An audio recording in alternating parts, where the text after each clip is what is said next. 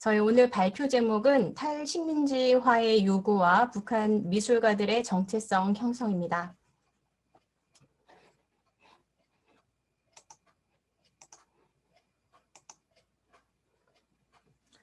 1957년 3월 북한 미술가 길진섭은 해방 후 조선미술이라는 글에서 일제강점기의 미술에 대해 다음과 같이 논한다.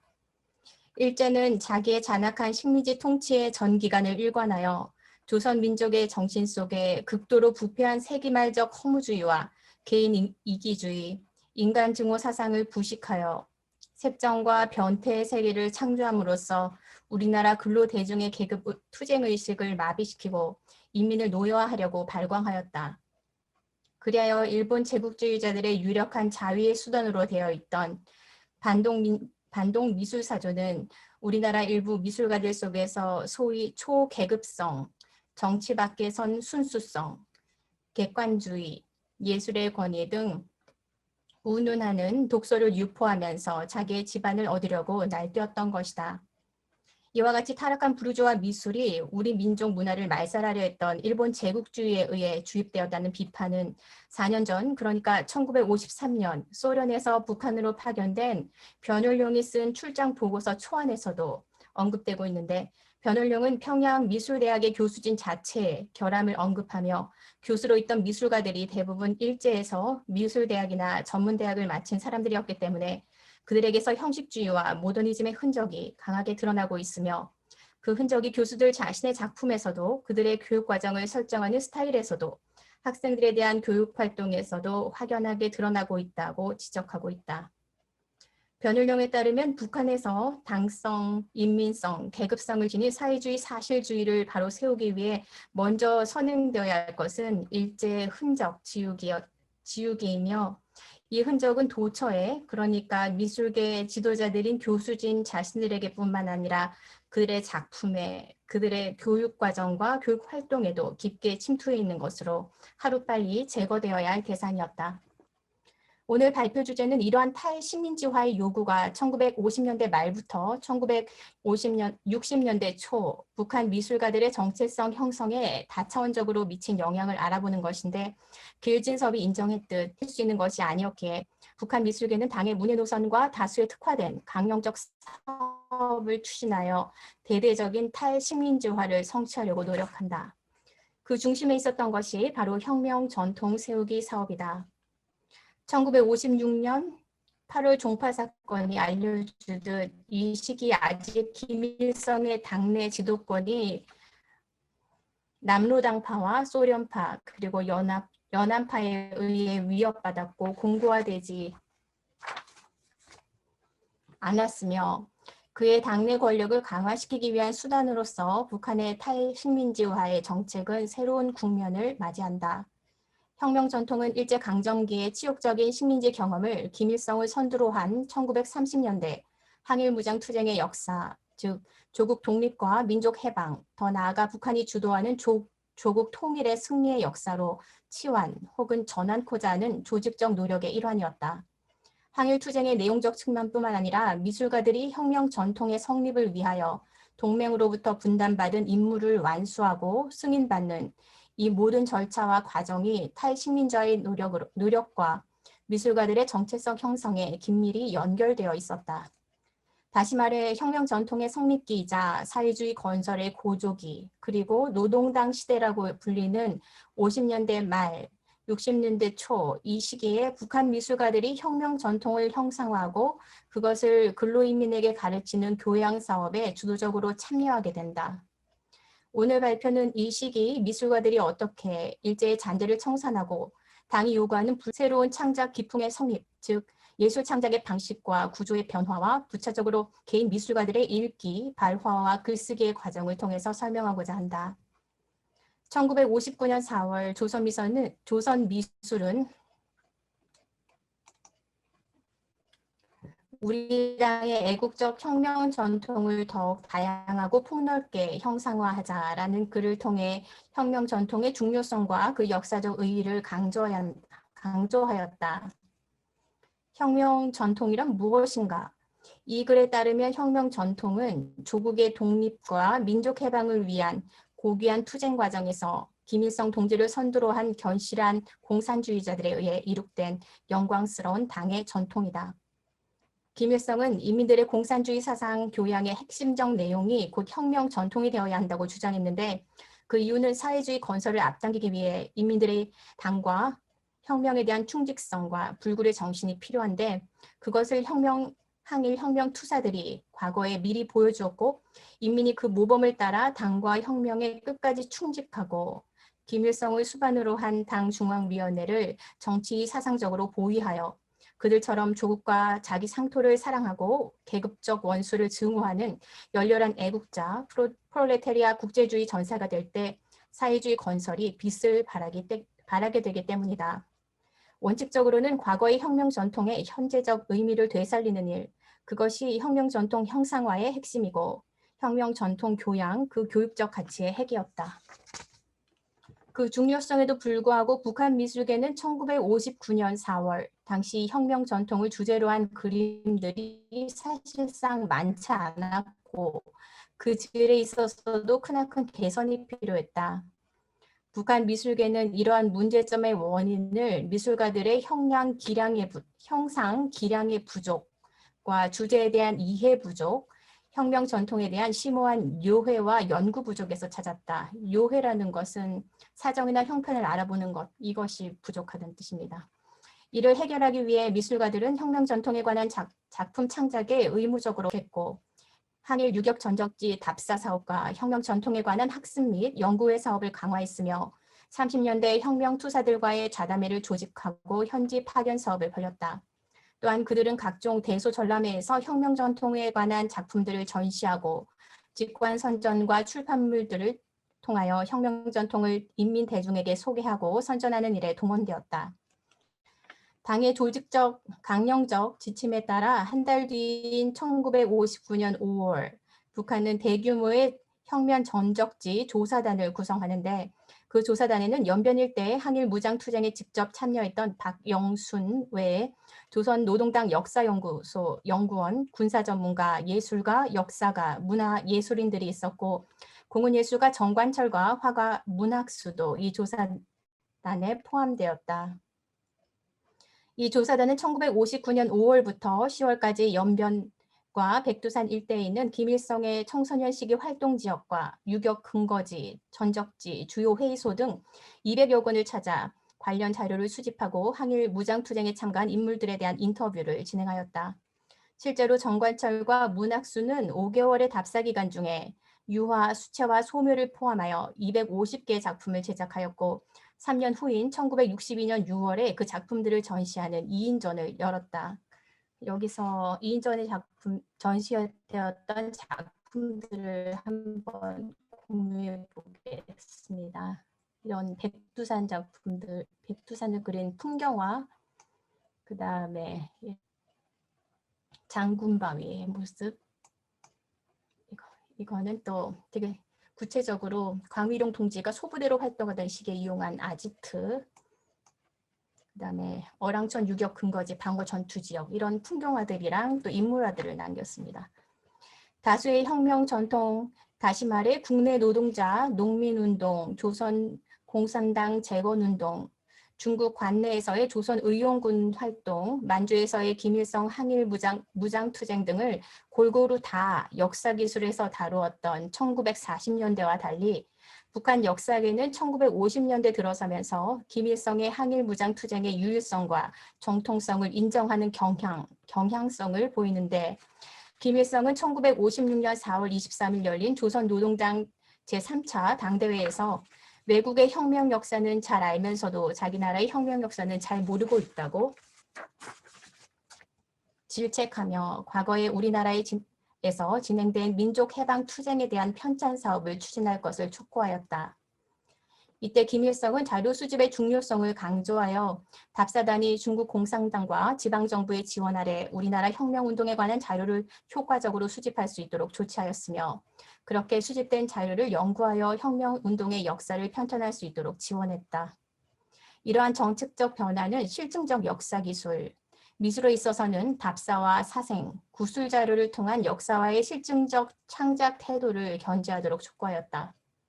1950년대 미술계에서는 인간의 형상화, 레닌의 형상화, 천리막 기수의 형상화, 공산주의자 전형의 형상화 등 형상화의 문제에 있어서 미술가들의 기술적 역량의 부족 문제가 심각하게 대두되었다.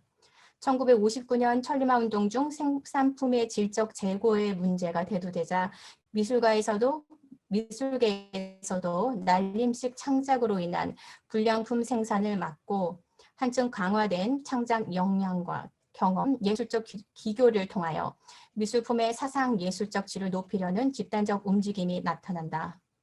이 시기의 혁명 전통 미술의 질적 향상을 방해하는 미술가들의 태도로 개인 이기주의, 자유주의적 산만성, 독선주의적 편향, 보신주의와 소극성 등이 지적되었다. 여기서 개인 이기주의란 미술가가 그들의 한 붓 한 붓이 혁명과 인민의 이익에 관련되어 있다는 사명을 망각하고 수입만 저울질하며 불성실한 창작 태도를 보이는 것을 말하고, 자유주의적 산만성은 작품 창작에 있어 무규율적 현상, 곧 계획성이 없거나 계획한 작품을 정상적으로 진행하지 못하는 것을 의미했다. 한편 독선주의는 자신의 작품에 자만자족하거나 날림식으로 창작하여 대중의 이목을 무시하는 것. 보신주의와 소극성은 남의 작품의 결함을 면전이나 대중 앞에서 지적하는 것을 꺼리고, 남이 자신의 작품에 대하여 지적하였을 때 이를 허심히 받아들이면서도 자신의 기본 의도를 충분히 설명하여 자신의 작품을 발전시키기보다는 자신의 의도를 전적으로 포기하여 주체 없는 그림으로 만들어버리는 것을 뜻했다. 이러한 바람직하지 못한 창작 태도는 작품의 질을 높이고자 할 때 장애가 되는 악습으로 간주되었다. 하평에는 언어를 소리로 표현하는 발화의 과정을 통해 자신의 의도를 피력하고 다른 이들과 의견을 조율하는 평가 과정을 통해서 최상의 예술적 결과물을 산출하고자 했던 미술 생산의 양식이었다. 집체 제작과 하평에는 예술가들이 집단적 정체성을 형성하는 조직적 기반이 되었는데, 그때 보신주의와 소극성, 이것은 이 생산 양식의 효과를 극대화하는 데 걸림돌이 되었다. 항일 혁명 투사들처럼 고상한 동지애로 뭉쳐 창작의 어려움과 개인 미술가들의 결점을 함께 극복하도록 요구받았던 미술가들에게 집체 제작은 개인주의적 산만성과 같은 과거의 잘못된 창작 태도를 상호 협조를 통하여 수정하는 역할을 담당했다. 또한 하평에는 막스 레닌주의와 당 정책, 혁명 전통의 학습을 통해 배운 내용을 바탕으로 그 사상적 언어를 재활용하여 작품을 해석하고 작품의 의도와 작품에 대한 의견을 발화하는 기회를 제공하였다. 1960년 북한은 8.15 해방 15주년을 맞아 조선혁명박물관을 신축하는데, 이때 미술가들은 혁명 전통을 주제로 한 역사화와 조각들을 미술관에 전시하기 위해 집중적으로 창작하였다. 이 사업의 목적 달성을 위하여 화가 정관철, 문학수, 오택경, 길진섭과 조각가 윤진명, 김종성 등은 자신들의 혁명 전통 주제와 창작 등의 형식으로 발표했다. 정관철은 1937년 김일성이 주도한 보천보 습격 사건을 주제로 한 보천보의 횃불을 여러 차례 창작하여 그 공을 일찍이 인정받은 바, 그 창작 경험, 특히 현지 답사의 경험을 1960년 6월과 1961년 6월 두 차례에 걸쳐 글로 소개했다. 이게 바로 그 글이 실린 그 호입니다. 그는 해방 후 김일성과의 만남을 통해 보천보 전투의 역사적 중요성을 깨달은 후 1947년부터 여러 차례 답사를 통해 보천보 전투에 대한 자료 수집과 에스키스를 착수하였다고 적고 있다. 특히 답사 기간 중 직접 그 전투에 참여했던 500명 동지와 생존자들을 만나 전투담과 그 당시 상황, 그리고 유격대의 전략과 전술에 대한 모든 세부적인 설명을 듣고 난 후 진경로를 따라서 그 지역의 모든 자료를 바탕으로 어떻게 가장 전형적이면서도 본질적인 역사적 진실을 구해내는지 글로 풀어냈다. 그래서 그가 한 에스키스를 보면요, 이게 1948년 에스키스가 왼쪽에 있는 것이고, 그게 50년이 오른쪽에 있고, 다시 54년이 있고 55년이 있습니다.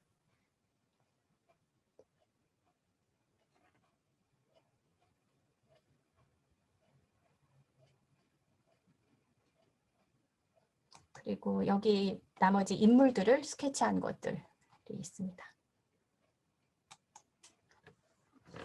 문학수도 1959년 혁명 전적지 답사 사업 중 기록한 자신의 글을 1960년 3월과 4월 답사 일기의 형식으로 소개했는데 정관철의 글이 창작 과정과 경험을 회상해서 쓴 경우라면 문학수의 글은 200여 개의 전적지를 옮겨 다니며 그날 하루의 기록을 남긴 것이기에 더욱 현장감을 자아내었다.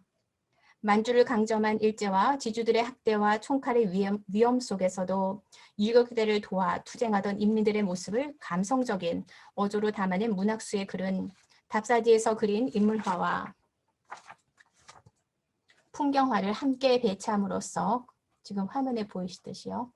한 용감한 인민의 비극적 삶이 어떻게 항일투쟁의 궤적이 되어 궁극적으로 혁명 역사의 한 챕터가 되는지 서술한다. 이게 다른 만났던 인터뷰한 사람들의 그런 스케치입니다. 또한 조각가 유진명 등도 1960년 해산시를 시작으로 보천보, 청봉, 백예봉, 대홍당 등 국내 혁명 전적지를 방문하고 답사 체험기를 남겼는데 그는 답사를 통해 투사들의 혁명적 낙관주의와 심오한 내면 세계를 깊이 통찰하고 사색할 수 있었다고 고백하며 답사를 바탕으로 혁명 전적지 기념비 사업을 추진하여 역사적 진실을 충실히 구현할 것을 다짐한다. 미술가들은 1960년 4월 10차례에 걸쳐 집체적인 에스키스 합평회와 본 제작 과정에서의 중간 합평회를 마치고 그 주제 내용을 구체화한다. 역사와의 주제는 첫 번째, 19세기 후반기 외래 자본주의 침입을 반대한 조선 인민의 투쟁. 두 번째는 1930년대 김일성에 의해 조직된 항일 무장 투쟁 시기. 세 번째는 해방 후에 혁명 전통을 이어받은 당의 현명한 영도 아래 자기 앞에 부과된 혁명 과업을 수행해 나가는 영웅적인 조선 인민이었다. 그래서 첫 번째 부류를 보면은 19세기 후반에 외래 자본주의 침입에 반대한 조선 인민의 투쟁, 광선짐 전투 같은 경우 이제 미국에 투쟁할 싸운 조선의 의병들. 그다음에 이것은 3.15 봉기. 김일성의 30년대 항일무장투쟁 이전기는 이런 식으로 인민들이 나서서 제국주의와 싸우는 모습들을 주로 그렸고요. 아니면 노동운동 같은 것들. 두 번째, 30년대 김일성이 항일투쟁을 본격적으로 시작했을 때 그림들은 김일성을 주인공으로 한 그림들이 이렇게 많습니다. 1960년 12월 28일 조선혁명박물관에 소장될 역사화가 거의 완성될 때까지 미술가들은 더욱 진실하고 폭넓은 역사와 창작을 위해서 당의 사상체계로 무장하고 혁명 전통 사업에 심혈을 기울였다. 결의문이나 자전적 수필, 편지글 형식의 글쓰기는 김일성을 당의 절대적 대변자로 세우기 위한 과도기였던 혁명 전통 형성기, 그러니까 1950년대 말부터 60년대 초를 말합니다. 김일성과 당의 필연적 상관관계를 정당화하는 그런 글쓰기가 정당화하는 장치로 작동하게 된다. 당이 원하는 붉은 미술가가 되기 위해서 그 미술가가 되기 위한 중요한 요소로서 글쓰기가 가진 중요성을 보여주는 또 다른 예는 마음 붉은 화필이라는 기사다.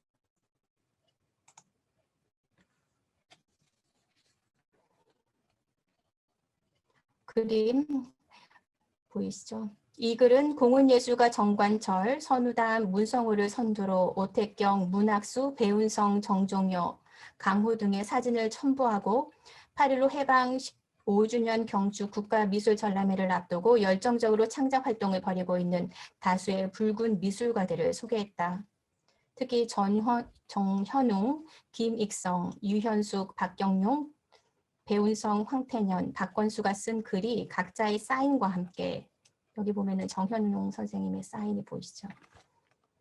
게재되었는데 이 글에서 각 미술가들은 자신의 해방 전과 후에 달라진 삶의 이야기를 자전적 어조로 이야기하며 일제강점기 자신의 경험을 민족해방과 조국혁명의 역사와 연결시키고 김일성과 당의 보살핌과 지도 덕분에 누리게 된 해방된 북한의 현실에 감사한다. 즉 혁명 역사가 개인의 일생에 내재화되고 다시 개인의 삶이 혁명 역사 속으로 종속되는 글의 전개를 보이고 있다. 앞서 언급한 바와 같이 이 시기 집체 제작도 혁명 전통 연구의 장이 되어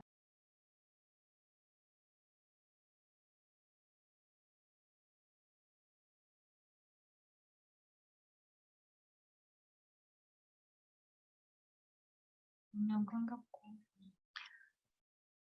지금 잠깐 인터넷 상황이 좀 안 좋은지 끊겼습니다. 지금 점검 중이니까 조금만 기다려 주세요. 음. 미국에서 지금 네트워크가 지금 문제가 생겼나 보네요. 지금 안 들리세요? 이제 됐습니다. 네. 아까 어디까지 들으셨어요?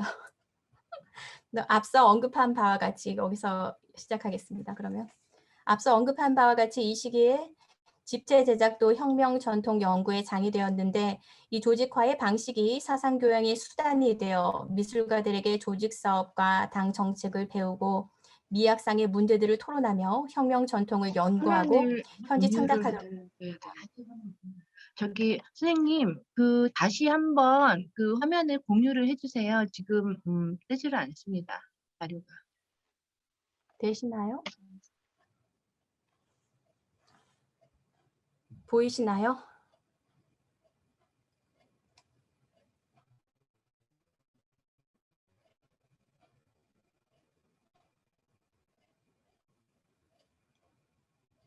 보이시나요? 안 보여요. 네, 조금만. 네, 이제 보입니다. 네, 하시면 되겠습니다. 예. 안 보여요? 이영지 네. 선생님, 지금 앞서 화면 언급한 보이고 바와 같이 있어요? 이 네. 시기에 집체 제작도 혁명 네. 이 시기에 집체 제작도 혁명 전통 연구의 장이 되었는데 이 조직화 방식이 사상 교양의 수단이 되어 미술가들에게 조직 사업과 당 정책을 배우고 미학상의 문제들을 토론하며 혁명 전통을 연구하고 현지 창작하도록 했기 때문이다. 이러한 방식으로 문학수 김성령 등은 역사와 고난의 행군 을 그렸는데 이 그림의 주제는 1936년 겨울 김일성과 그의 대원들이 백두 밀림에서 겪었던 항일 투쟁의 어려운 과정에서 발현된 집단적 영웅주의였다. 그렇다면 미술가들의 정체성 확립에 있어서 집체 제작이 갖는 의미는 무엇이었을까? 독선주의라는 문제에 잠재된 원인이 될 수 있는 구성원 개개인의 개성이 다를 때 그 충동을 어떠한 방식으로 완화할 것인가? 개인의 독특한 기법과 수법의 다름이 만들어낼 수 있는 부조화를 어떻게 해결할 것인가. 집체 제작이 심화되기 이전인 1957년에는 물론 1959년에서 1963년에 이르기까지 북한의 미술 담론에서 미술가 개개인의 지닌 개성의 가치가 부정된 적은 없다. 하지만 집체 제작을 시행할 때 개성적 스틸, 즉 개인의 독특한 기법과 수법의 상호 충돌을 완전히 해결한 것처럼 보이지는 않는다.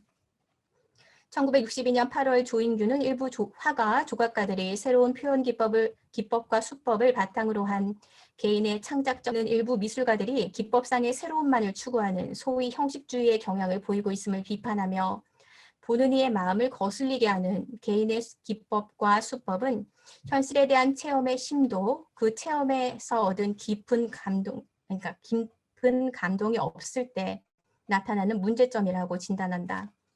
비슷한 맥락에서 조선화가 리건영도 집체 창작 성원들이 현지 체험을 통해 보고 느낀 감동이 같게 되면은 초반을 선택해서 쉽게 합의를 보게 된다고 주장하며 동일한 생활 체험이 집단의 사상 의지의 통일을 기하는 데 좋은 계기가 된다고 발언한다. 덧붙여 기법과 수준이 다른 13명의 집체 창작 성원들이 당의 의지로 뭉치면 한결같이 보조를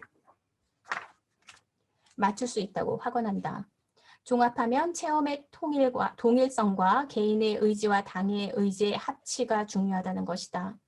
소규모의 집체 창작에서 성원들끼리 의견을 교환하는 일, 그리고 자담회에서 분과 위원장들이 각자 발언권을 가지고 집체 창작의 경험을 나누고 긍정적 평가를 내리는 일, 이 모든 과정에서 북한 미술가들은 발화의 행위를 하게 되고 개인과 집단의 정체성을 통합하여 무엇보다 김일성과 당을 그들의 관계성 위에 최상위로 둠으로써 근본적 긴장관계를 해결하려는 태도를 보인다.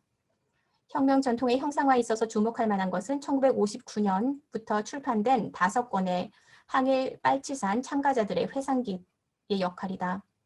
회상기는 1932년부터 1945년 해방까지 김일성 및 그와 같이 항일무장 투쟁에 참가했던 동료들의 기억을 기록한 것으로 출판 직후부터 생산 단위와 직장, 당조직을 포함 북한 전역에서 읽혔다. 활자로 된 회상기에 읽는 행위가 공간적, 시간적 제한을 초월하여 미술가들의 시각적, 감정적 상상력을 자극했는데 길진섭의 동지애와 조각가 김종성의 총과목에 대한 이야기가 이러한 방식으로 창작되었다. 동지애와 총과목에 대한 이야기는 모두 항일 빨치산 참가자들의 회상기에 나온 이야기를 소재로 한 작품인데 길진섭의 경우 회상집 1권에 나오는 김명화 동지의 이야기를 바탕으로 그림을 그렸다. 동맹으로부터 돈화의 수림 속으로 라는 주제로 역사화를 그려서 조선혁명박물관에 전시하라라는 그런 명을 받은 길진섭은 회상기에 나오는 김명화 동지의 이야기를 떠올렸고 혁명투사 김명화가 돈화에서 부상당한 동지를 위해 잣송이를 따다 음식을 만들어 먹이는 장면을 구상하기 위해 회상기를 몇 번이고 속독하였다고 전했다. 또한 1962년에는 회상기 1권에서 5권에 나오는 모든 내용을 주제로 미술가들이 창작한 조선화, 유화, 출판화, 아동미술 등 110여 점의 작품이 전시되는 대규모 전람회가 열렸는데 미술가들은 이 전람회에 자신의 작품을 출품하기 위하여 당의 혁명 전통을 연구하고 혁명 투사들과의 상봉 모임에 참석했으며 백두산을 중심으로 혁명 전적지 답사를 하였고 그 제작 과정에 있어서는 사상 예술적 질을 보장하기 위해 군중적 합평회를 통해 고도의 집단주의 정신을 발휘하여 부족한 점을 단시일 안에 극복, 다수의 작품을 창작하였다고 전해진다. 1959년 이후 미술서클 내 설치된 당 역사 연구실도 혁명 전통 교양 사업의 확대를 위한 주요 거점지가 되는데 정운여가 활동했던 희천 기계공장 내 설치된 당 역사 연구실은 그 좋은 본보기가 되었다. 정운여의 지도로 서클원들은 연구실 정면에 김일성 원수의 반신상 조각을 배치하고 그것을 중심으로 좌우편에 항일무쟁 투장 연대표를 부착했다. 또 연구실 내에서는 혁명 전통을 형상화한 유화작품 10점과 수채화 2점, 그리고 조각을 전시했다고 한다. 그 후 이 사업에 열성적으로 참여했던 목형공 김두읍과 혼사공 김택윤 등 서클원들에게 공장 명의로 상금이 주어졌으며 도 연맹에서는 이 연구실을 우수 모범 연구실로 선정하여 1959년 2월 도내 각 공장, 기업소, 직맹, 문화 일꾼들로 구성된 견학단을 파견하여 참관케 했다. 약 1년 후인 1960년 11월엔 조선화, 유화, 그라휘크 화가들이 조각 분과를 따라 천리마 창작단 운동에 적극 참여할 것을 결심하며 결의문을 작성했는데 그 결의문에는 혁명 전통 학습을 꾸준히 함으로써 사회주의, 애국주의 사상이 작품을 통해서 형상화되게끔 자체 준비를 높일 것이란 내용이 포함되어 있었다. 또한 항일 빨치산 참가자들의 회상기 독서조 조직과 토막 시간을 활용한 연극, 영화 관람을 통해서 혁명 전통을 학습할 수 있도록 기동력 있는 조직을 구성할 것이라고도 적고 있다. 파견된 전문 미술가들의 지도 아래 서클원은 1930년대 항일무장 투쟁 대원들의 동지애를 주제로 많은 그림을 그렸고 그 대표작이라고 할 수 있는 김경환의 돈화의 그림 속에서와 유명우의 명규의 이 땅의 봄을 위하여 는 각각 1960년 강원도 도 서클 전람회 그리고 전국 미술 서클 전람회에서 전시되어 호평을 받게 된다. 1960년 말에 이르면 음악, 문학, 무용, 연극, 미술, 영화, 수혜, 사진 등 예술 서클만 6만 2,800여 개에 이르게 되고 그 서클원 수는 125만 2천여 명에 이르게 되는데 그 엄청난 수를 감안하면은 혁명 정통의 집단적 학습의 규모를 가늠할 수 있다. 결국 각지의 미술 서클 활동과 천리마 창작단 운동을 통한 대중화와 전문화, 이 양대 사업을 통해서도 혁명 전통 교양 사업이 대규모로 이루어졌음을 알 수 있다. 제1조선인 미술가들의 귀국운동은 북한 내의 혁명 전통이 국외적으로 확장되는 계기가 되고 제1조선인 귀국 사업으로 탈식민지화의 요구가 일본뿐만 아니라 미국과 남한을 함께 비판하는 반제국주의적 초국적 성격을 지니게 되면서 혁명 전통은 더욱더 강한 민족주의적, 애국주의적 성격을 지니게 된다. 1951년 샌프란시스코 강화조약 체결 후 일본 정부는 일제국주의의 여파로 인해 아직 일본에 남아있게 된 한국인들은 물론 다른 아시아인들에 대한 보상을 면제받았고 그들에게 기본적인 인권마저 보장할 의무도 피할 수 있게 하였다. 이에 무국적자가 된 제1조선인은 실업 등 더 큰 현실적 어려움을 겪게 된다. 1959년 6월 7일 제1본 조선문학예술가 동맹이 도쿄에서 결성되면서 북한의 무해 정책을 제1조선인들에게까지 확장시키는 지역적 기반을 마련하게 되고 이 과정에서 북한의 혁명 전통이 제1조선인들에게 전파된다. 1959년 11월 북한은 일조협회로 북한의 미술작품들을 보내어 오늘의 조선전 같은 전람회에 전시토록 했으며 순조로운 귀국을 위하여 귀국 전까지 당의 문해 정책을 연구하고 막스 레닌주의를 학습하며 특히 당의 형전, 도구, 또한 한무영은 미술 부원들과 함께 미술과 학교들 내에 설치된 김일성 원수 연구실에 보내어 일본 내에서의 조선 노동당의 혁명 전통 교양 사업에 이바지하였다. 이 시기 항일 빨치산 참가자들의 회상기 학습도 제1조선인 사회로 전파되었는데 1961년 5월 개최된 총련 제26차 전체대회에서는 제1조선인 사회의 회상기 감상 모임을 어떻게 광범위하게 조직할 것인가라는 그런 문제에 대해서 구체적인 대책들이 논의되었다.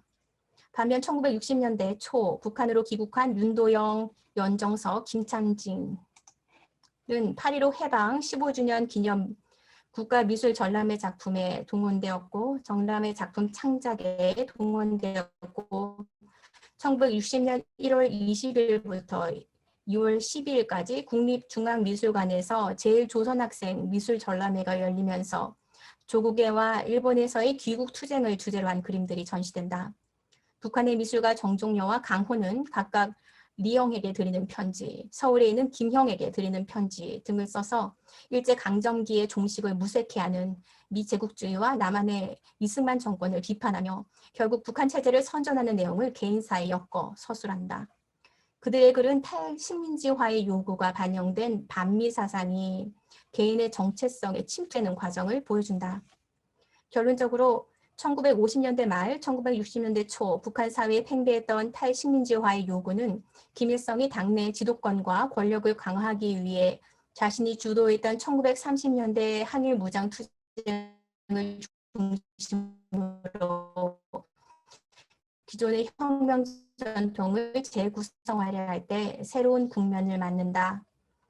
후르시초프의 탈스탈린화 정치가 더불어 시대 양반에 기화되자 김일성은 아직 끝나지 않은 제국주의 횡포로 어려움을 겪고 있는 제1조선인과 남한의 상황을 부각시켜 자신의 역사적 항일무장투쟁 경험에 현재적 의미와 정통성을 부여한다.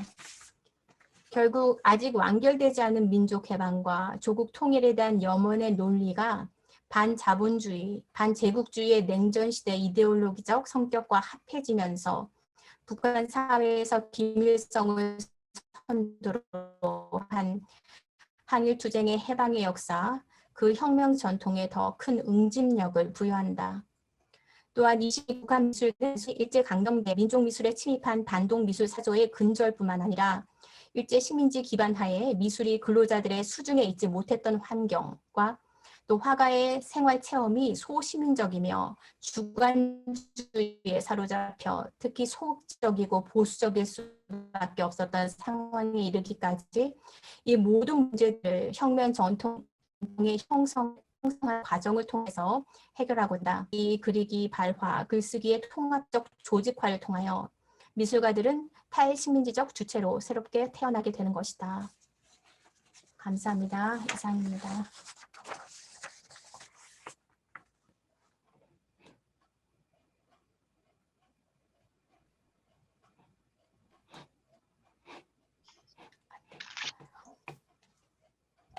예, 발표 잘 들었습니다. 예, 일제강점기와 해방 이후에 탈식민지화의 요구에 부응해서 국가와 집단, 개인적인 차원에서 어떻게 정체성을 형성해 나가고 그다음에 그 특징이 무엇인지에 관한 이야기를 한 것 같습니다. 북한 1950년대 말부터 60년대 초 북한 미술을 이제 이해할 수 있는 좋은 발표였다고 생각을 합니다. 이에 국립제주박물관 김승희 선생님이 질의를 해주시도록 하겠습니다. 네, 안녕하세요. 소개받은 국립제주박물관 김승익입니다. 이영지 선생님의 발표를 매우 흥미롭게 잘 들었습니다. 1960년을 기점으로 해서 북한 미술가들에게 부여된 새로운 정체성에 대해 말씀해 주셨는데요. 발표를 통해서 이제 북한 사회주의가 변모하던 1950년대 말, 60년대 초 북한 미술의 어떤 창작 방향, 작품 활동을 좀 폭넓게 좀 이해할 수 있었습니다. 특히 북한 미술에서 항일 혁명 전통이 본격적으로 좀 강조되고 미술사 쪽으로 항일 미술에 대한 논의가 본격적으로 나오는 것이 1970년대 초반으로 알고 있는데요. 선생님 발표를 통해서 그 시작을 조금 더 거슬러서 어떤 초기의 그 모습을 좀 볼 수 있던 것 같습니다. 제가 질의 준비를 위해서 보았던 부분보다 발표 내용이 많이 이렇게 보강이 되어서 조금 이해되는 좀 부분도 있지만 좀 더 이제 부가적인 그 설명을 좀 요청드리는 의미에서 몇 가지 질문을 드리겠습니다. 제가 1950년대 북한 미술의 어떤 국제 교류에 대해서 연구한 바가 있지만 북한 미술 자체에 대해서 그 공부는 굉장히 일천한 그런 상황이어서 좀 빈약한 지식이지만 좀 포괄적이고 좀 이렇게 큰 질문이 될 것 같습니다. 먼저 이 시기 미술가들의 새로운 정체성이라는 의미인데요.